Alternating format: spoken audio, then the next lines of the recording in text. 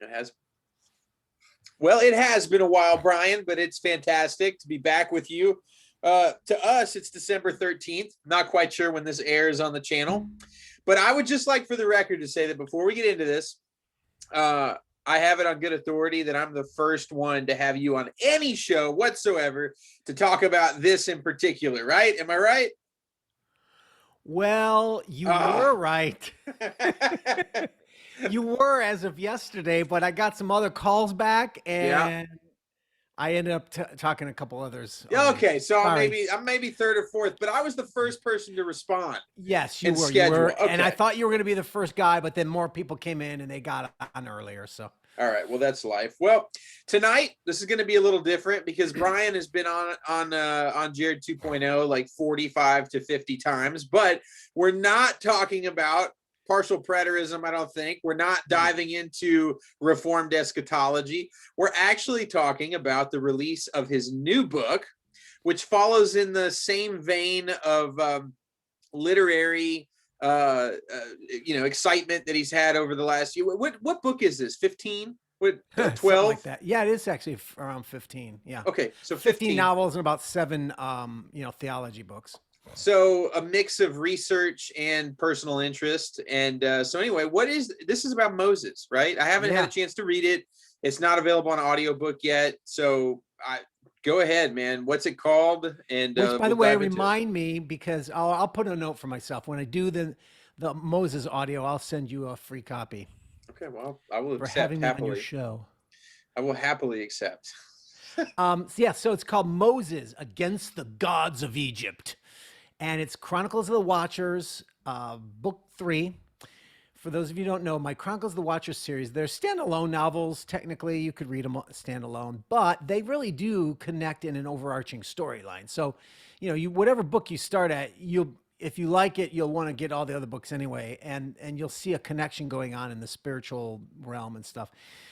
But and Chronicles of the Watchers is actually our books that are biblical stories retold with sort of the Watcher paradigm, where I'm revealing what's happening in the spiritual world as well as what's happening on Earth, and and and Chronicles of the Watchers is sort of like integrated with Chronicles of the Nephilim. So Chronicles of the Nephilim are those 8 volumes, and they kind of follow the chronology in the Bible from Noah, Enoch to Abraham to David to Jesus, right? But some of the books I'm writing in Chronicles of the Watchers, you could slip them in between there, and in terms of chronologically, they can fit into that series, So, but the premise of it is that the ancient premise of Deuteronomy 32, which is the notion that the Gentile nations are under the authority as the inheritance of the fallen sons of God from God's heavenly throne, whereas God has kept Israel for His inheritance. Hold on a second. Had to turn down my heat. Whereas God has kept Israel, Jacob, for his inheritance, the 70 Gentile nations are under the authority of these fallen sons of God. And that's in Deuteronomy 32.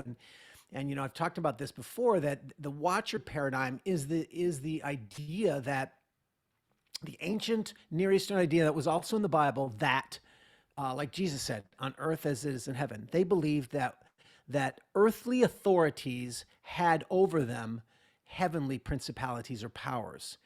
So, for instance, in Daniel 4, we read about the watchers, right? And what are the watchers? Watchers are watchers over the nations. And so Daniel 9, I think it is, talks about the prince of Persia and the prince of Greece. And biblical commentators will almost all agree that these are spiritual princes. They're not earthly princes, but there's one for Greece, one's for Persia, and also one for Israel, who happens to be Michael the archangel. So there's this notion that there are these spiritual authorities over the nations, and when an earthly battle occurs, there's a heavenly battle. And or when a earthly city like Babylon is judged, then those heavenly host, the gods of those nations, are judged as well. That's the notion that pretty much everyone believed in that time period. And so what this comes in, how this comes in is Moses against the gods of Egypt is retelling the Moses story, and there's a Exodus 12:12 says, God says, I am executing judgment upon the gods of Egypt. What does that mean, right? It's like, that's pretty interesting, huh? Well, in Deuteronomy 32, it not only says that these Gentile nations are under the authority of these fallen angelic beings, but the gods of the nations are demonic. They're actual demonic reality. Uh, um, Moses writes that Israel worshipped the false gods of Canaan, and these gods were demons. It says. So the premise there is that the gods of the nations have a demonic reality behind them. What that looks like exactly, I don't think the Bible explains, but that principle is there. And so I try to flesh that out in terms of fiction and say, well, what might the spiritual realm look like while these earthly things are going on? So when God says he's executing judgment on the gods of Egypt, he's doing so through the plagues. Now, most people, you know, uh, they're most people have been influenced heavily by the 1957 movie Ten Commandments with Charlton Heston, and me too as well. But there's a lot of things we'll talk about eventually. That is when I did my biblical research on it, I found that it's not at all like that movie. One of those elements is this judgment on the gods, where many people believe that the plagues were like striking the different gods of different elements of nature. Like the frog plague is connected to the frog god Hecate. The locust plague is connected to the locust god Senhem, right? The Nile, blood Nile, is connected to Hapi, the god of the Nile.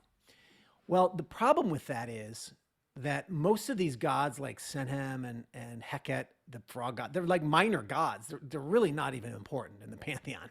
You know, there's not Osiris and Isis and Horus. None of that is in there. And so it doesn't make a lot of sense to say that God's judging these minor gods. It doesn't make sense. However, one of the things that I did when I studied was I found that the Egyptian system of gods, the pantheon, was there weren't individual gods for individual things. All the gods had varying responsibilities, and all of them overlapped. So, for instance, you look at the Nile, and so who's the god of the Nile? Well, I found about 15 to 20 gods that are connected deeply with the Nile. You've got Hapi, who's the god of the Nile flood. You've got Khnum, who's the guardian of the Nile. You've got Tawaret, the hippopotamus goddess, right? You've got She sounds lovely.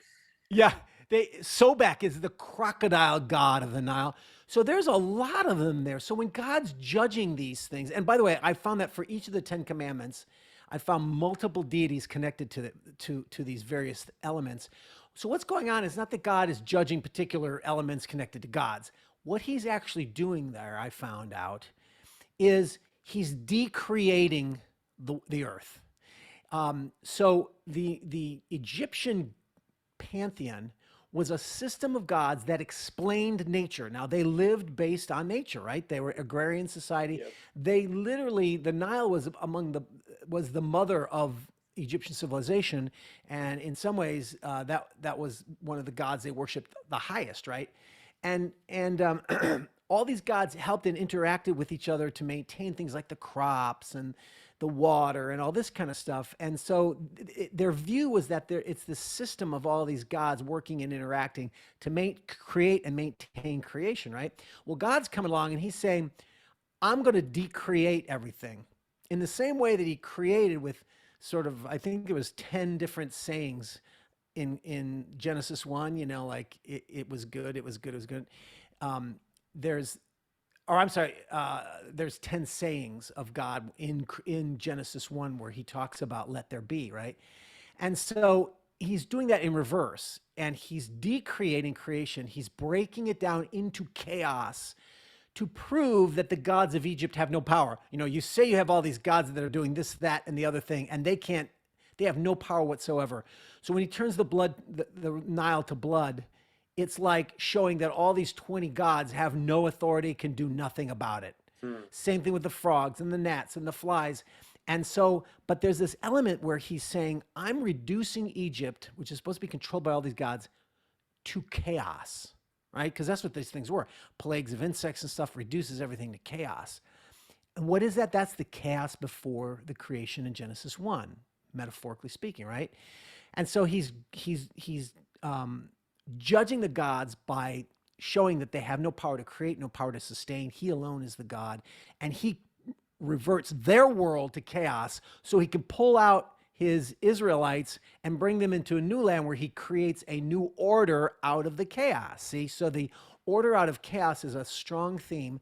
And the judgment on those gods is more a judgment on the whole system of belief rather than individual gods, if that makes any sense. So if I combine this with the notion that, you know, the principle that there are territorial principalities and powers over pagan nations like Egypt. And I asked myself, well, what if the gods of the ancient world, like Deuteronomy says, what if they're demonic, but who are they, right? And I said, well, what if they are the fallen angels that came from heaven in the days, you know, like those in the days of before the flood, right? You know, where the sons of God came down to earth and mated with the daughters of men and all this kind of stuff. What if they're those kinds of creatures? And in fact, you know, Psalm 82 talks about this, where he says, you know, God sits in the divine council, in the midst of the gods. He holds judgment. Who are these gods? These are spiritual. This isn't polytheism in the Bible. These are spiritual divine beings. And he says, how long will you judge unjustly? And he starts judging them and saying, I gave you the authority to rule over man, but you are evil. Therefore, I'm going to judge you. That's what Psalm 82 says, right? And he says, you're going to die. I'm going to destroy you, you know, and then that's linked to Messiah coming. And so the idea here is that these authorities over the nations are evil and wicked. And at different times, God comes and he judges them like he does in the Exodus, right? So I said, what might that spiritual world look like? You know, all these gods being judged in different ways, and what would that look like in the spiritual realm? So that's like the big paradigm that I think has never been done before.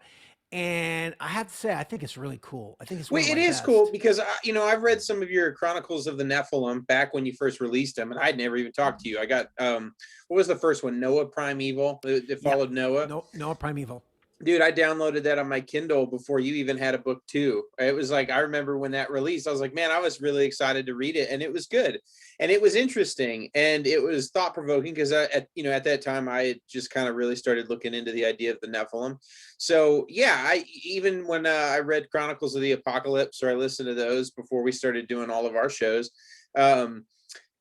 Yeah, same thing, right? You in the destruction of Jerusalem, that's something that you're good at, is you really seem to like that idea. That's sort of like your niche, taking the heavenly kingdom, right, and doing some speculation based on biblical research, and then adding your own artistic flair to make the story pop, right? That's something you've pretty much done with every book, both with the Nephilim, the Chronicles of the Watchers, the Chronicles of the Apocalypse, right? All three of those series. Yeah.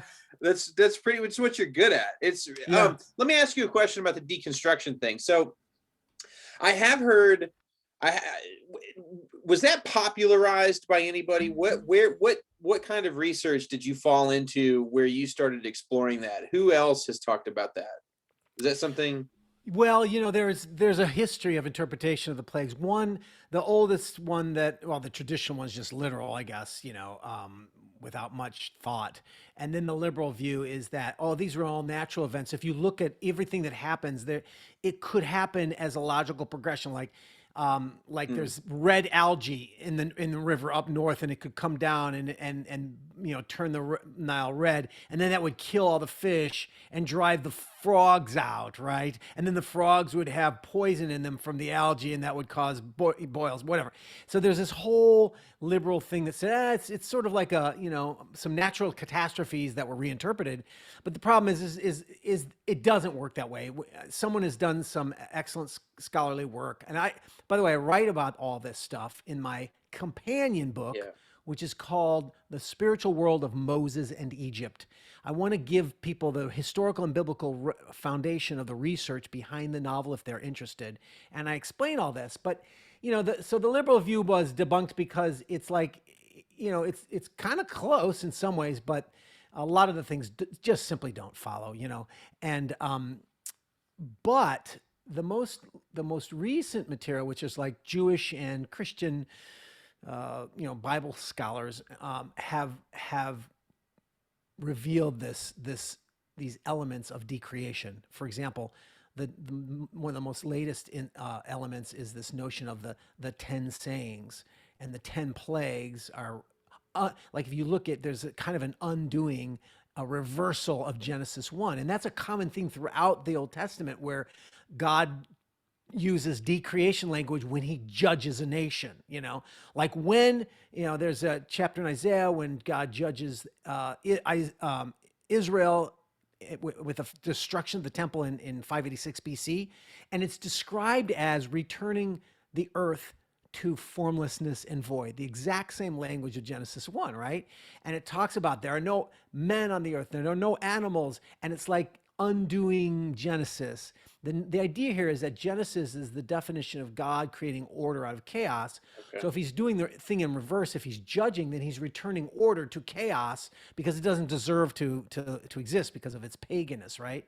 So that's the latest scholarship that I've read about that I found very intriguing. These 10 sayings connected with the what is it? Let there be, and then there's 10 plagues, and it kind of reverses Genesis 1. But also, one of the things that I think maybe there's people who write about this, but I feel like I came on my own to the conclusion that the judgment is a judgment on the whole system of creation as an integrated pantheon of gods, rather than a judgment on individual gods. Because now that's been shown that there isn't an individual god of lice, or there's a few of those, like there just aren't individual gods of hail, stuff like that. But so that's why they've sort of debunked the idea that these are judgments on individual gods. Well, then what are they? What is it? And the other notion was, like I mentioned earlier, that most of the gods that are mentioned, like the frog god, they're minor anyway, so that doesn't make sense to be judging minor deities. Now But because it's been a long time since I looked at all the plagues, but besides the boils, the concept, everything was being reduced back to chaos. I get that as an overarching thing. It seems like everybody else, I wonder about specifics. Like if the Nile was turned to blood, obviously there's no crop production, right? You can't use that water. It's unusable. You can't drink it, so that threatens life. Locusts just absolutely destroy crops, yes, virtually within hours. So you've got destruction there. But in terms of like gnats and frogs, were those, I don't know enough about them in antiquity, are those destructive to certain elements of society as well? Where was every aspect a threat to health? And not necessarily okay, like frogs and stuff. I couldn't see how it was. That's why I was curious if you ran into Yeah, something that yeah. frogs could do that I was unaware of, as far as So destroy a crop. yeah, the way I see it is more like God is like, frogs are amphibious, so they're like the land and sea creatures, Okay. right? Then there's land creatures like the livestock, the cattle, right, that gets killed, and that's all horses, donkeys, camels. Boils is just on people. That's humanity. Hail destroys also the vegetation on land. So these are all elements that do affect the original creation, right, Okay. as a whole. Yeah. And so that's why I say it is a judgment on the gods of, chaotically. yeah, but it is a judgment on the gods of Egypt, in that they're all working together supposedly to maintain and sustain all these things, and yet it's all just devastated. Yeah. Now the lice and the pests or flies, those are just always known as elements of chaos anyway within creation. So God magnifying it and making it a plague is still magnifying the chaos within creation, if that Well, makes sense. also because it creates an unnerving atmosphere. Nobody can tolerate a swarm of flies, right? Nobody can tolerate swarms of Yeah. lice or frogs. Yeah. Yeah, so it just adds further chaos and discomfort. Yeah, that's Yeah. very interesting. So, Yeah. in the history of your books, you ran through a lot of the Old Testament larger biblical characters through the Chronicles of the Nephilim. Now, I've never really gotten a chance to talk to you about the Chronicles of the Watchers, which I want to clarify. Is this book on Moses, is that part of the Watchers series, Chronicles of the Watchers? It Is it is. So technically? yeah, it's standalone, but you can insert it into the Chronicles of the Nephilim if you want to. After you finish Okay. reading, what would it be Abraham, and then you can read the Moses, and then read Joshua after that. Okay. But the truth is, you can read it alone. And but here's the thing that I'm kind of operating on a premise of. Um, Chronicles of the Watch. Now, this is an absolute, but in general, Chronicles of the Watchers is more of a focus on nations in relation to the Watchers. Okay. The Nephilim So I did like the Chronicles. Chinese dynasty, right? You Yeah, said yeah. okay, and Now that's Watchers, but right. so here's the main theological concept is that the Nephilim giants are connected to the Watchers because according to Genesis 6, the Watchers are the fallen Watchers come to Earth, mate with women, and they have these Nephilim giants who are basically the Bastard children. corrupt seed, yeah. And those are the ones that are in the promised land that they're supposed to destroy, which is connected to that pre-flood evil. See, so that's part of the justification of cleansing the promised land. Now, the Nephilim Chronicles, I wanted to retell stories where giants were in there. And that's why some of them I skipped, like the Moses one, because there wasn't any mention, and they're in Egypt, not in Canaan, and there wasn't any mention of giants, right? Now, I do bring some giants in there because they fight the Amalekites. The Israelites during the time of Moses, when they're wandering in the wilderness, they fight Amalekites, and there were probably giants with Amalekites. However, the main principle is this: that those Nephilim beings are mostly the giants are mostly connected to the promised land theologically because they're the ones that have to be destroyed. And once Joshua comes in, he does wipe them all out, except the Bible says in Joshua, at the end of Joshua, it says he killed all the Anakim giants except for those in Philistia. Why did he do that? I don't know. He didn't do the full job. And lo and behold, along comes, after the judges, comes David, the first king, Messiah king of Israel. He actually wipes out the Philistia, the last of the giants, which are called the Rephaim. And that's what Goliath was. He represented them, but he also had other giants like him who then hunted David. And I wrote about that in David Ascended. But here's the point. Messiah king comes and he brings the kingdom to Israel, right? So there's no more mention in the Bible of Nephilim or Rephaim or any of the giants after David. Now, that doesn't mean that they didn't exist at all, like there may have been individuals and stuff, but the point is the main clans were all wiped out by the time of David. He finished the cleaning up operation. Now, that doesn't mean that the Watchers were gone too, but that's an important theological concept. So I thought, I'll retell stories that after David will be more Watchers. So eventually I hope to go into other nations, and that's what the Chinese one, the Qin novel is about. But I might like to go into maybe Britain and some of those areas in that time period after David, right, to deal with the Watchers. And now Jezebel and Moses doesn't fit exactly in that paradigm, but what it does is they are stories that we don't hear about any giants in the Bible, but there are still Watchers connected to them. So that's kind of my loose premise of why I have a new series. Not only that, but I can't go back in and insert them into Nephilim anyway, into the Nephilim series. But so again, that doesn't mean there aren't any giants that appear, but giants after David are pretty much theologically done away with, right? So I noticed in your Facebook posts when you first started promoting the book for pre-release, you mentioned something about Pharaoh that piqued my interest, and I don't even really know what to ask other than you indicated that there were some things about the Pharaoh that most people don't know. And I'm glad we got this opportunity because I was going to call you on the phone anyway and ask you what the heck it was. So spill the beans. Yeah.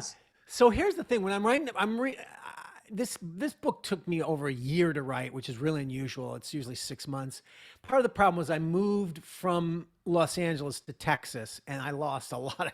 And I moved twice. I moved to an apartment, then we moved into a house, and we had nothing to begin with. And then we did like 50 shows. Yeah. Oh, that's true. Oh, yeah, that's true. No, but that didn't affect me. That didn't affect my writing. Then I also wrote a script, which we want to talk about when it comes out eventually, which is My Son Hunter. Have we talked about this? You and I? Yes, but not on the air. Yeah, but I'm very familiar with your project. When it comes out, we'll have me on, because if it turns out as good as I think it is, it's going to be hilarious. Is it? I mean, it's full blown. I mean, they had the money. It's going to be a thing. It's been shot. They're editing it. Yeah. Okay, fantastic. It's a low budget movie. Right. It's low budget, but it's good. I mean, it's going to look really good because it was shot in Serbia, so it's going to look like $5 million. $6 million, whatever. But anyway, so in that time period, I lost that time. So, but I also, in terms of researching these Bible stories, I'm trying to be faithful to the Bible, and and so that takes some effort, because there are a lot of controversial things in the Bible, or there's a lot of things that are not agreed upon, right? And Moses' story is full of them, because there's a real dearth of evidence in history of exactly when and where Moses was and traveled through. And of course, liberals will argue that, see, there's no evidence of Moses, so he didn't exist. He's just a myth. But that's not actually the case. And plus, like I said, everyone has been heavily influenced by that Yul Brynner as Ramses. So let it be written, so let it be done, which, by the way, I loved. I still love that movie. And he was Ramses the Great. I've never seen it. I need to watch it. Really? Oh, man. It is a little corny now, obviously, but it's still just so cool. Anyway, so that has been heavily influenced by the liberal theory of the late 19th century. Until that time period, people just believed what the Bible said. They looked at the dates and what the Bible says when everything occurred, and they concluded, according to the Bible, the Exodus, that's the sort of the center point. The Exodus occurred around 1447 BC. That's how it always had been, until the new theory came along which was more liberal scholarship. And it said, no, it happened in 1250 under Ramses the Great. So we're talking about a difference of like 200 years, right? And that's radical, right? And, for various reasons they came up with, well, there are a lot of conservatives that have also come to that conclusion, and they have some biblical arguments as well. I deal with all of these in my book, the spiritual world of Moses in Egypt. But for the longest time, that's been a real popular view. And now there are several different options for who the Pharaoh of the Exodus was. And they're all viable within the Orthodox Christian belief. So I'm not saying this is, you're liberal if you don't believe what I believe, right? However, in these various possibilities, some argue it's Amenhotep II, I think. Some argue it's Thutmose III, I think. Roughly around similar time periods. And I'm following David Rohl, who is a secular Egyptologist, very famous for coming up with a new chronology of Egypt. And the reason why we don't know which time period and which pharaoh is in that time period is because Egyptian chronology is a mess. Now, there is a standard Egyptian chronology that they've established over the years, but there's so many holes, and so many honest Egyptologists will tell you that there are lots of other possibilities, and the time periods can be shifted. So David Rohl has a theory that has not been, it's a minority theory, but it's the belief that the chronology of Egypt is off by like 250 to 300 years in some significant areas, and it's called the New Chronology. And I don't have the time, and I don't even have the pay grade to be able to go into those details. But David Rohl is the scholar that argues this, and it's interesting because he's not a Christian believer, but he believes that the Bible is basically historical. So he actually defends the historicity of the Bible when many evangelical conservative theologians are arguing against it. Yeah. Which is I kind of find that interesting, right? Well, anyway, I followed his theories because I found them to be quite persuasive. there's weaknesses in all the viewpoints, and I'm not saying that there's no other possible view. But he argues that the Pharaoh of the Exodus is actually a relatively unknown Pharaoh named Dudimos. And he goes into all these details, but the short of it is, and by the way, if people, I really highly recommend, I've been heavily influenced by this documentary series on Exodus by a believing Christian filmmaker called Patterns of Evidence.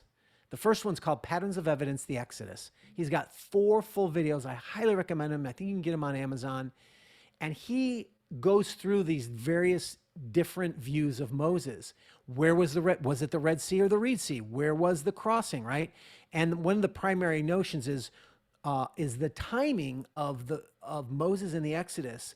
The typical timing of 1250 BC. Here's the major problem: there's no evidence of of Israelites in Egypt in that time period, 1250 BC, and there's no evidence of the conquering of all the cities in Canaan 40 years later, like the Bible says, right?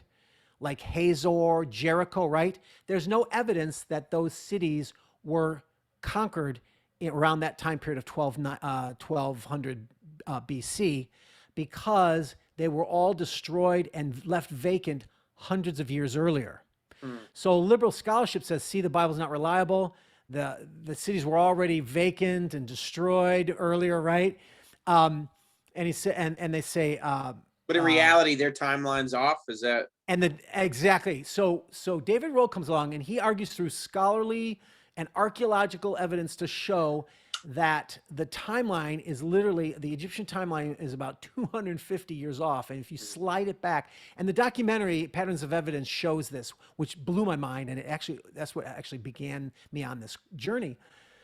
And he shows that if you slide it back, all of a sudden, all those events of destruction of cities in Canaan, it all fits perfectly the paradigm of the Bible. And there's evidence, a lot of archaeological evidence of, believe it or not, Semites in Egypt. In fact, one of the most amazing discoveries in the last century was that there's a city called Avaris in Egypt that has been mostly excavated by Manfred Bietak, an Austrian archaeologist. And they found, and Avaris is right where Pithom and Ramses in the Goshen, where the Bible talks about, right? And so they found this huge city, and lo and behold, they found massive Semite existence there. However, it was way back in, around 1447 BC. Well, that's when they left. But it was, in other words, if Joseph was there around, several hundred years earlier, it fits, the archaeology actually fits the Bible perfectly. But in the time period 1250, they're already gone by then, which would make sense if there was an Exodus, the Semites would be gone, right? Now, gone. Semites are a word for the language groups of which Israelites were a part of. They're not the only Semites, but when you're finding Semites and it fits the pattern and paradigm, they're probably the Jews that the Bible talks about, right? So we've got the evidence of the Jews, again, in the earlier time period, not the later time period of Ramses. And so this Pharaoh Dudimos, which is, like I say, a mostly unknown Pharaoh, but here's the interesting thing. There are a couple of archaeological pieces of evidence that, and ancient historical references that support this. And they've been largely, ignored. Josephus refers to this, as well as Artapanus, an ancient historian, Jewish historian. And there's some, is there a reference in Tacitus? I think it is. But anyway, there are references to this Pharaoh and references to the land of Egypt being judged by God during the time of a Pharaoh named Dudimos. And not only that, but there is a reference, how can I put it, a manuscript reference written by a Egyptian scribe that describes basically the plagues of Egypt. Now it's not described like the 10 plagues, but it's called a woe. It's called the um, advice from the wisdom sage Ipuwer. And he writes about the blood, the Nile turning to blood. But he writes about like the land of Egypt is a catastrophe, right? And so he just lists all these things. The land, the Nile's turned to blood, and this and that. Crops are dead. People are dying of diseases. But if you look closely through it, you can find the basic paradigm of almost all the plagues, the 10 plagues. And many liberal scholars will write it off as no, it's mythical, or it's like sort of poetic exaggeration of what would happen if Egypt was overthrown or something like that. But it's the exact same time period of the 1440 BC era. And that's an interesting archaeological fact. But then it doesn't end there. There's lots of other little factoids that all of a sudden make sense in this context. And that's what blew me away. So I kind of pursued this. There's one other piece that I thought was very fascinating. So that's if the Pharaoh of the Exodus is Dudamos, then who's the Pharaoh of Moses' birth, right? Because that's the other passage that Exodus writes about. Well, according to Roll, then he places this during the reign of Pharaoh Sobek Hotep IV, which is, that's going to be what, 40 years, no, 80 years earlier. No, yeah, I'm sorry, 80 years earlier when Moses is born, right? And when Moses then goes off to Midian, when he escapes Egypt, that's that 40-year point. Well, that was probably Pharaoh Sobek Hotep IV. Well, here's the interesting thing. There is a engraving reference to Sobek Hotep's sons. And the main son is named Mio. And Mio can be short for Mos. And it could actually be a reference. Now we're not sure, but it could actually be a reference to what Moses was named as an Egyptian, and it's Sobek Hotep Mio. So in my novel, then I take Moses' Egyptian name to begin with as Sobek Hotep. I'm sorry, not Sobek Hotep, Sobek Mos. So it's a very fascinating. So my point here is that all these people say there's no evidence of the Jews in Egypt. There's no evidence of the Exodus. It's like all of a sudden there's lots of possible evidence. Now, it's not rock solid, but the point is this is the stuff that the Bible talks about. And lo and behold, we find exactly that kind of stuff, right?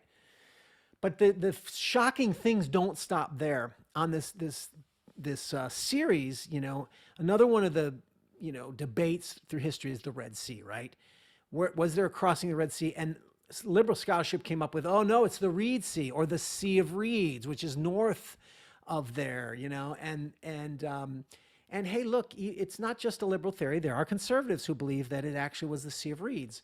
And there's some arguments that, the Yam Suf, which is the Hebrew that's translated Red Sea, that Suf means reed, and they think it means reed, and so that's why they come up with Sea of Reeds, and that's a possible interpretation. But here's the funny thing: this theory that I've researched, and it's in the documentary series Patterns of Evidence, but it's also in this other author who's done geographical studies of the area. And there's something very fascinating. I don't think it's either the Red Sea or the Sea of Reeds. And here's why. So the Red Sea traditionally comes down from the Gulf and comes up, and it splits into two gulfs. The Gulf of Suez, which is what we know traditionally as the Red Sea, and then the Gulf of Aqaba, which is to the right. And that's what creates the Sinai Peninsula. So most people place Mount Sinai, that's why they call it Sinai Peninsula, because years ago they thought this Mount Sinai was there, right? Well, anyway, most people assume the Red Sea is the Yam Suf. And if you look at ancient translations like the Septuagint, they translate it as Red Sea. But the problem is Yam Suf does not translate literally into Red Sea. It actually translates as Sea of the End, Sea of Endings. But what happened was ancient map makers, the Greek map makers and stuff, many of them didn't even know that the Gulf of Aqaba was there. So if you look at their maps, you won't see the Gulf of Aqaba, only the one Red Sea. So think about this. These Greek translators doing the Septuagint in that ancient time period, all they know about is that Red Sea thing. They don't even know about the Gulf of Aqaba. And they see this word Yam Suf. What could it be? So they conclude that it's got to be the Red Sea. So they just translated Red Sea, even though it doesn't translate literally as Red Sea. Mm. And so this assumption has come into people's minds, and they think, if you deny that, you're denying the Red Sea trap. But no, the Yam Suf does not mean Red Sea. It means Sea of the End. So, therefore, what is the Red Sea, or what is the Yam Suf? And there's lots of evidence in the Bible itself that talks about Yam Suf being on the edge of Midian, right where the Gulf of Aqaba is, exactly where the Gulf of Aqaba is, which is right near the Negev and Israel and all that kind of stuff. There's references in the Bible that refer to that's where the Yam Suf is.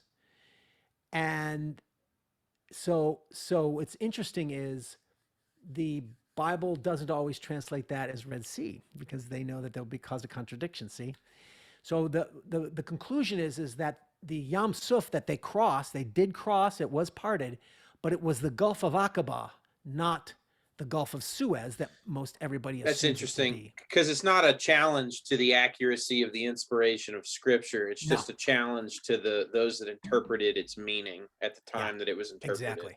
So that the Bible is actually in its original, the original Scripture is actually far more accurate than the Yes, because actually, if interpretations you were. look at the Red Sea, the Gulf of Suez, that's traditionally known as the Red Sea, there, it's super deep, and there's no way to cross it. Like if it was parted, it would be like walking down a mountain. But the point is there is a crossing at the Gulf of Aqaba that actually it does go down, but it's like a higher level, and it literally would not be steeper than a hill for them to walk across. It's just amazing. It's not like it's a bridge, but it's definitely an area of several miles wide where it's just not as deep. And it's just amazing how it fits. And there's one large beach. There's only one large beach that you can get to there. And that's probably where the crossing was. But there's no other place that they could have gone if that was, if that was the place that they crossed, right? So there's So there's lots more. I mean, it's just amazing stuff. And so I had to come to a conclusion because I had to tell the story, right? So so would it so have, as I was, if that is that's true? why Because it caused me. I don't know anything about that area. If that is what happened, the depiction of the crossing, especially like in the DreamWorks Moses film or the cartoon, or I can't remember who did that, but it's like sheets of water, like walls of water, hundreds Yeah, of yeah. feet high. We're not talking about that level of. No, that is it, because here's the problem is Okay. Yam Suf is described as a deep and roaring sea. And the Sea of Reeds that they call up there up north, it's not like that. That's like ponds or like just shallow river beds. It's not river beds, shallow lake beds. It's not a deep roaring sea. So that kind of discredits that northern Bitter Lakes era that they think it is, up in the Okay. north rather than the Red Sea. The wait, what were you saying? Well, the reason why I was Oh yeah, asking the yeah, the question, walls, the walls. right? No, it is described in the Bible as congealing up as walls, right? However, and then the latest movie, Exodus, Gods and Kings, that took the Bitter Lakes view where it was a tsunami. So it was shallow enough where the water could come back because of a tsunami coming, and then it could be a crashing wave coming in, which is kind of cool from a naturalistic perspective. I thought that was a cool special effects. But the but the problem is it's described as walls of water on left and right. It's very clear about that. So it's not. It would not. It's not a tsunami. They would know it if it was a tsunami because they knew what those were, tidal waves, right? So it couldn't have been that. Well, and the reason why I was asking was because you mentioned there was something no larger than a hill that would provide passage. So I didn't know if the claim was that they actually crossed on something Oh not no, no, as. no, no, no, no. What it is that the seas are so deep that if you pull the waters back, you got to go really low. You got to walk really down because it's a deep sea is the point. Oh, And there are some places in the Gulf of Aqaba, but the whole Gulf of Suez is very hugely deep. You can't cross anywhere there. You really can't. oh, okay. But in the Gulf of Aqaba, it is mostly deep, but then there's this one ledge right at that beach area, and it's a high ledge. I call it a ledge, but it's like it's much higher than the rest, but it's still deep enough where it's a hill to go down. And they've even measured the grade of the hill, and it's no higher than any highway, steep like 7 degrees in America, which most trucks can even go up, right? But it still takes you down. It still takes you down. You do have to go down, and then you have to go back up on the other side. But the point is it's actually geologically feasible, and that's Okay. what's so amazing It's about not it. like jumping off a cliff to get to the bottom. They were able to Exactly. cross. Oh, okay. I get what you're saying. So they still went Whereas very, yeah, the Gulf of Suez, it would be like that. It would be almost like a cliff, and that would yeah. be ridiculous. You can't do it.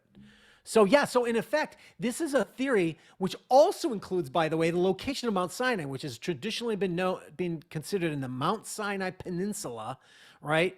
And most people believe that, but actually, it would now be on the far side of Aqaba in Arabia.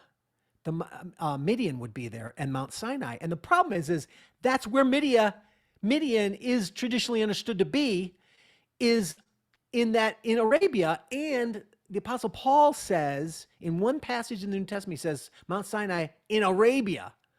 Mount Sinai, or the Sinai Peninsula, the traditional view, is not Arabia. So it's kind of fascinating how this view is more biblical, actually, but it's not the traditional view. And that's what blew my mind is like all these different things that I nobody knows about, and nobody, not nobody knows about. I didn't know about it, and many Christians don't know about it. And it's just fascinating just to explore these factual things, to learn about these new locations, and then therefore the way that the route that the Exodus took would be different as well. And so it's a fascinating. So I employed all of that into the novel in a storied way to make it fascinating and interesting, and actually be very, historically rooted based on all this research. Which, like I said, it took me extra time because there's so many controversial pieces to it that it was fascinating. Like I said, even the location of Mount Sinai is controversial. So Well, in your research, did you run into any refutations of the evidence for the crossing in the Red Sea being all the chariots and stuff at the bottom? I mean, I've heard yeah. claims that there's Egyptian equipment at the bottom of the Red Sea. So what do you make of that? Not the Red Sea. It's actually at the bottom of Gulf of Aqaba that they claim. Now, Oh, the okay. Patterns of Evidence series of videos, I highly recommend get them all. They've got 2 videos on the Red Sea alone. They deal with that, and Okay. unfortunately, the whatever Arabia and Sinai, Egypt, they won't let you take anything out, so they can't bring anything up from the floor, which sucks They can't actually really do any good legally. investigation. So they just got to get pictures and stuff. And the problem is most, if there's anything left, it would be covered with coral. So now they do find pictures that they argue look like the shapes of broken chariots and wheels and stuff that they show you. So it's not, it's not super solid. It's not like absolute evidence, but Sure. this is in the Gulf of Aqaba, and that's where the guys have been diving mostly to find that kind of stuff. So, but there's because it's unfortunately, like I said, they don't have the legal ability to bring anything up, so you can't really prove anything to the world in the way that people want it to be proven. You know what I'm saying? Did this end up with some of your artistic liberties? Did this book end up being, does Moses interact with the Watchers at all, or is it two stories happening side by side? So it is more 2 stories happening side by side, some interaction at times, like the Egyptian. So there's, we read about the Egyptian magicians, which, by the way, the technical term, that was the Hebrew translation, but the technical term in Egypt, they were called lector priests. They did engage in magic, but they were also holy priests of the priesthood that did lots of things. And so it's not like they were magicians going around doing magic. It's just that magic was part of the power of the gods that they would use if they needed to, right? So these lector priests, and then we read about them in Exodus, right? The magicians tried to reproduce it, right? Well, there's no names of the magicians in Exodus. But in the New Testament, the Apostle Paul makes one reference. I can't remember what book it is, Timothy or something. He makes a reference to the magicians Janus and Jambres Yeah. as the magicians who are standing against Moses, which is really interesting. There's no reference in the Old Testament. Where did he get it? Well, it so happens there is intertestamental literature of a book called Janus and Jambres, and it talks about their story battling Moses. Now, I'm not saying should be scripture. I'm not even saying it's all true, but that could be sort of the tradition from which Paul was drawing. And I incorporate some of their story into my novel, which is what I like to do. I like to incorporate Josephus and other, sort of legends and stuff that I'm not very creative. I like to draw from other ancient creative sources and sort of make it all work together. But the point is that two major characters in my novel are Janus and Jambres, and they do try to and they are what's called sensitives, so they have the ability to sort of see the spiritual realm in a way that others can't, and that's why they end up becoming priests. See, and so consequently, they do have some interactions with the gods. A lot of it's through visions and dreams. So there is some contact, but no, it's not as explicit as like Noah Primeval, where that's a little bit more fantasy oriented, whereas these are more historical in that sense. Hmm. So there is, but I do try to explain the interaction of demonic religion. Like for instance, the Bible does say that the magicians were able to reproduce the blood from the Nile, the frogs. No, yeah, up to the frogs, and then they couldn't after that. But what does that mean? So I tried to make sense of that, and I don't think it's necessarily real, raw, supernatural. Like I don't think the gods can create frogs. So I think they did some kind of occultic trick, right? So, and I don't think it was just human tricks either. So I show how I think the Watchers may have been involved if there was some actual demonic occultic activity going on. How would that be a part of the story? So that's Well, what I and tried to in do. line with some of the things you and I have talked about on other shows, it has been a curiosity of mine, being that after Christ and later on the destruction of Jerusalem, and like Satan was neutered and the powers and principalities were placed in subjection under Christ's feet. And so I guess the question that I've always had is just how much more um, ability did they have back then as opposed to now in subjection to Christ when they had more free reign? And I guess there's no real way to know, but I have wondered, Yeah. especially with Janice and what was the other one's name? I always forget Janus his and Jambres. John Briss. I always want to call him Joffrey. Janice and John Briss. Yeah, I just Yeah. wondered how much more demonic power was available to them at the time, where they were given more liberty and free reign. And that's the question, right? We don't know. Yeah, and so I speculate a little bit and I push the envelope and I have some fun with it. But in the end, God is God, and He, obviously these beings are ultimately going to be subject to God's will. But nevertheless, you're right. Yeah, we don't know. But these novels and the Moses novel is my way of trying to make some theological sense of what that might mean, what that might look like. I So don't the know. trajectory of the book, we don't have to have any spoilers. So if I'm asking something you don't want to answer, feel free. But I'm guessing we kind of start with the basket floating down, sort of like in that No, time. no, No, okay, not at all. okay, We start smack dab in the middle of a battle. Moses okay. is a general. Here's another thing too that Oh, most okay. We didn't go. yeah. Okay. So I also drew from Jewish legends, and there is some that might be rooted in actual historical documents that we no longer have. And both Josephus, a famous Jewish historian, and Artapanus write about this event in Moses' life that's not in the Bible that they argue is, and that is he was a general of the Egyptian army, and he led the Egyptian forces to take over Cush. Cush was not south of Egypt, and they were the Ethiopians. They were the black people, but it wasn't about race back then. It was color was a relative, but it was the fighting nations, and Moses conquered them, Cush, and brought back the victory to Egypt. But there's also an interesting story about how he encountered these flying snakes, Yeah, that seraphs, is okay. and another legend. And I incorporate. That's when I start my story on that. note. And Moses is actually, I suppose it's a spoiler, but I mean, I suppose it's not really a spoiler. Obviously, I start with Moses as Sobek Hotep, not Sobek Hotep, Sobek Mos, which is the son of Sobek Hotep. A lot of times, sons were named similarly after their fathers. Sobek Hotep means the crocodile god Sobek is pleased.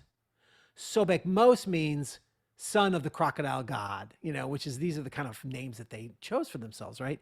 So he starts out with that. So the whole first third of the book, he's not Moses at all. And he's going down, he's a general. And not only that, but he is in line to become the next Pharaoh. That's another thing that most people don't realize is a possibility based on the actual historical placement of Moses. The only Bible verse that people talk about is it says that his mother, who adopted him, the Egyptian mother, who took the basket out, it says that she was the daughter of Pharaoh. So most people assume, like the Ten Commandments movie, then shows him Moses grows up as a cousin of Yul Brynner, Ramses, right? But therefore he wasn't in line to be the king at all. But in my story, he is in line to become the king or the Pharaoh because he actually is adopted by um, uh, by the daughter of the Pharaoh of North Upper Egypt. But at that time, there were two pharaohs going on, and Sobek Hotep was the south, and he was stronger, and the other, I can't remember his name, but he was the pharaoh of the north, and they united under Sobek Hotep through marriage. So Sobek Hotep, the pharaoh, became pharaoh over all by marrying that mother of Moses. Therefore, Moses becomes in line for being pharaoh. Again, this is all rooted in actual historical possibilities and archaeological artifacts and manuscripts. So that's what I find so fascinating. He wasn't just the daughter of the son of the daughter of Pharaoh. He was actually possibly in line to become Pharaoh, and I write about that in the book as well. So I've heard some scholars over the years bring up this sort of connection in Moses' name, Ra Moses, Ramesses, right? Like that they've made that connection that he was in that line of not the bloodline, but somehow in line for some position of power, Yeah. if not. But at this point, you don't think is there anything to the Ra Moses thing? I mean, Well, here's the connection. There is the name Moses actually does support the Egyptian origin of the story. Because a lot of times they try to say that, don't forget, that liberal scholarship tries to argue that the Pentateuch was written after the Babylonian exile in like 586 BC, right? So in other words, they're just making all this stuff up, right? And they're influenced by Babylon.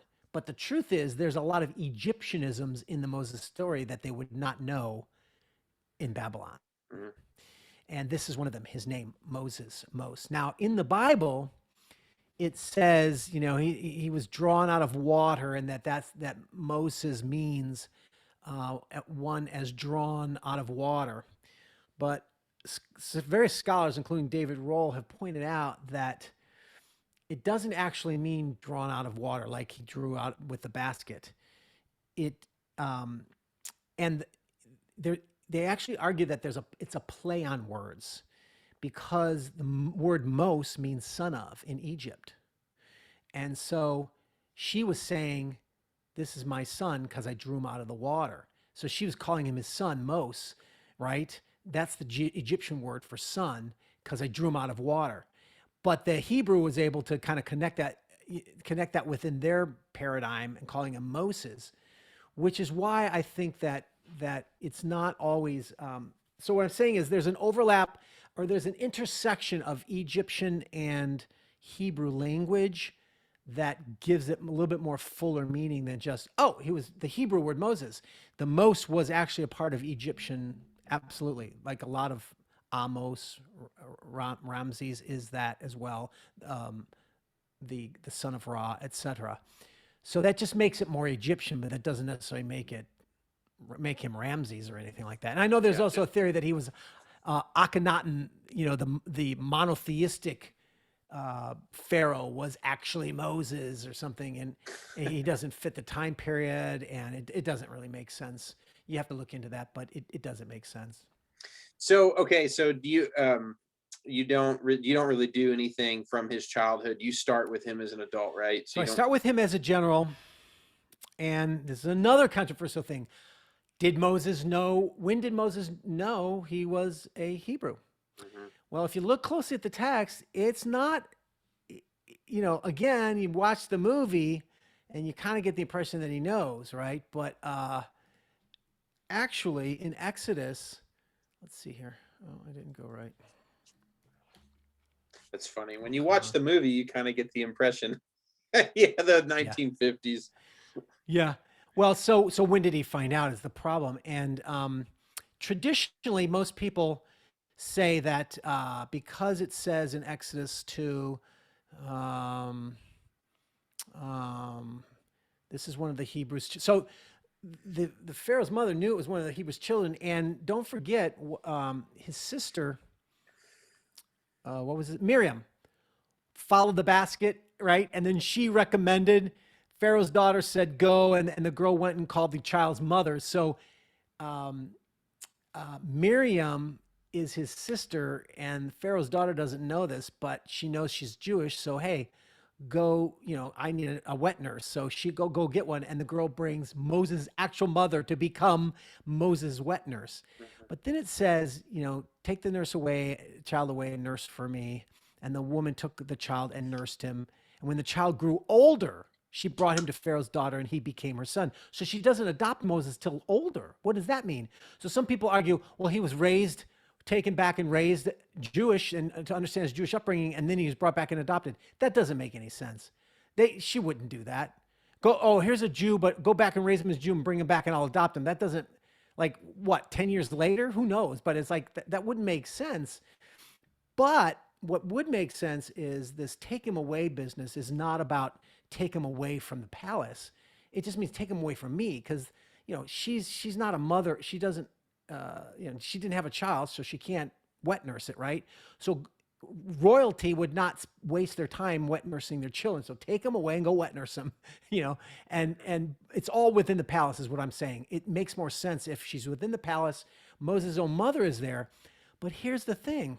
You read the text and it's not really clear. It jumps from there 40 years later when he strikes the guy dead and he finds out, he says he saw him beating a Hebrew and one of his own people. All of a sudden he knows his people. So at age 40 he knows that they're his people, but it doesn't say how he knew he was their people. The point is there's lots of different theories, and one of the theories is he may not have known until he was this late in the game, till he was like around 40, because otherwise it might have been discovered and he would have been wrenched out, right? So I take the tack that he probably didn't know until this late in the game. So he's very thoroughly Egyptianized, but his mother was his wet nurse. And so she was able to love him and nurture him and give him and give to him. And maybe she taught him a little bit about the Jews, right? Because she's a Jew, but he doesn't necessarily know that they're his people. So he doesn't necessarily know his Jewish heritage like he ought to know. He might know some of it because, his mother may have taught him it, but he doesn't know that he's a Jew till later on in life. So I take that approach. See, every step of the way, because there's not a lot in the Moses story.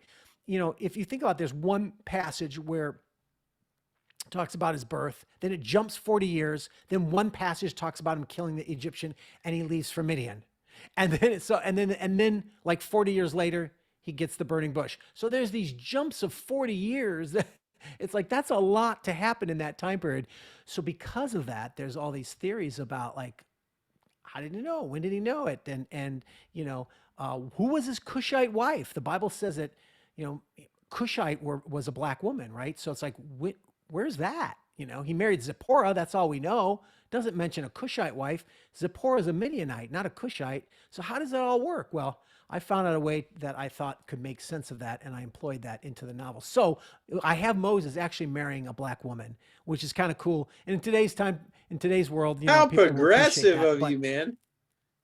Yeah, although it's not about race back then. Like I say, Right. they had no concept of race. It was always nations and peoples, and they when when the Jews left Egypt, it said there was a mixed multitude. So there was Arabs, Cushites, all kinds, and they were all a part of Israel, right?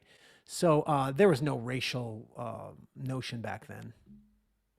So, um, do you progress through the Oh, Exodus? I'm sorry. So I start with him as the general at age 40, but then when he discovers his identity, when his real mother dies, and then his brother and sister tell him, and it turns his world upside down. He doesn't accept it at first, the traditional heroes paradigm, right? And there's all this kind of wild stuff going on, and Pharaoh finds out about it, and he wants to kill him, and then he finally kills him, and then he goes to Midian, and so I start from there and I just have a flashback to when he was born. But from there on, I do tell the story all the way till Mount Sinai. Mm. So I have him in Midian, but I don't spend a lot of time on the 40 years in Midian, obviously. But I do talk about his romantic marriage to Zipporah, and she's a key element in his life in stabilizing him.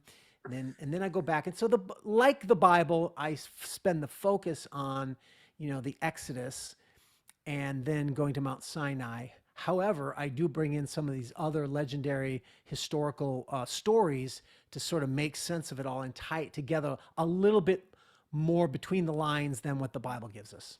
Did you make Jethro like super cool and hardcore? He actually is cool. He actually is cool. Yeah, yeah. He's an Okay. older man because he's like a father to Moses, Right. but and he's a priest of Baal. That's another controversial thing. There's references to him as a Midianite as a priest, and the question is, was he a priest of Yahweh or was he a priest of Baal? The rest of the Bible, all Midianites are always Baal worshippers. And it's like, but the one passage that says when Moses comes back and tells his father, all the time Moses is in Midian, nothing is said about Yahweh at all. He doesn't know anything about Yahweh until he goes to the Mount Sinai in the burning bush. And he says, "Who are you, Lord? I'm Yahweh. What's your name? Yahweh." So like nobody told him about Yahweh, right? Until then. And which is kind of an interesting thing. So um, I don't think that Jethro was a Yahwist, but he was probably a prophet of Baal who I thought was losing faith in the system, shall we say. Baal's not a very good God, and he's cruel, and I don't like him, and there's got to be something else. So by the He's time always Moses, on the toilet, according to Elijah. yeah, yeah. So it's like if he so by the time Moses comes back and tells him the story, he goes, now I know, like the Bible says, now I know God, Yahweh is the God over all gods.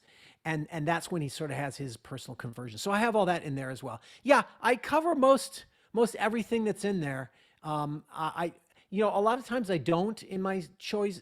I don't like to do cradle to grave stories or anything, but this one warranted a longer novel. It's a longer novel, 400 pages, but it ends with them getting the revelation of the commandments at Sinai, and they're about to go to Kadesh Barnea in order to enter the promised land. And that's when it ends.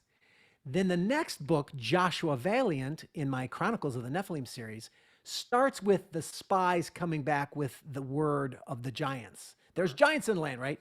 So the series kind of continues on after Moses. That's the exciting thing. If you like the book of Moses, you can jump right into Joshua Valiant and then Caleb Vigilant, and you'll read the whole storyline from Moses to the conquest of Canaan. And I'm kind of proud of it. It's like I said, it's a big action adventure epic. It's an epic with lots of battles, but I also have lots of romance in there as Do well. do So you do you kind of deal with the argument over the body of Moses at all? I Yeah. do. Okay. We don't have to go too much into it, but I picked up that has to be in that timeline you just gave. That'd be really Yeah. cool to see what you Yep. do with Yep. it. Now it's not in the Moses novel, so you got to get through that, but it is in the Joshua novel. Okay. Yeah, that's another one of those weird cases where one little passage in the New Testament talks about Satan arguing with Michael over the body of Moses. What is that about? And I help it make sense in a theological way that I think is actually the answer. Okay. Well, Yeah, awesome, man. Well, I guess in the spirit of keeping this manageable for people, we'll just kind of wrap it up. absolutely. Um, I look forward to it. I didn't think it was out. I knew it wasn't supposed to be out now, but you said you did release it, so it's available on Amazon as we speak, right? Yep. You get it. Is it? They're all available in a hardback now. They didn't used to be. Okay, they're all available in. All my books are available in. Usually, most all of them in paperback, ebook, and audio, and then the novels are all available in hardback for fans. Okay. Not a lot of people care to buy the extra price, pay the extra price for hard books or hardcovers. But all my novels are hardcovers, absolutely. But the other ones are not. Okay, and you have a companion book that, like you also did with the Chronicles of the Apocalypse, that kind of Yes. helps with the theology behind the book, right? And yep, and honestly, because all this stuff is so new in Moses, you're gonna go, where did he get this? I don't know. I recommend buying the spiritual world of Moses in Egypt first, reading about the biblical research and theology, so when you read the novel, it'll make sense to you more. But the truth is my goal is to write entertaining novels. You don't have to know Right. history or anything like that. It's just for those who like to know the factual details. It would be helpful to read that Did, background book first. did you do a lot of footnotes in this one, like you have in some Oh other yeah, ones too? Lots always, of footnotes. Okay. always. Yeah. Very cool. So those that are interested as they read the book, you can kind of do a little mini Bible study because he footnotes a lot of the sources and stuff for his Yeah. artistic liberties. Awesome. So Godawa.com. Go check Brian's stuff out. Also on this channel, you'll find no shortage of videos, including Brian. We've covered an immense amount of material over the last year and a half. And I'm really excited to get to check out your new book. And I hope everybody else will go buy it and that you'll be a happy man. Thanks for having me on, man. All right, guys. Love you. I don't know. We'll be back here pretty soon. Brian and I have cooked up some other ideas. So we'll see what happens in the near future. Thanks for hanging out with us on Jared 2.0. And we'll see you next time. Peace.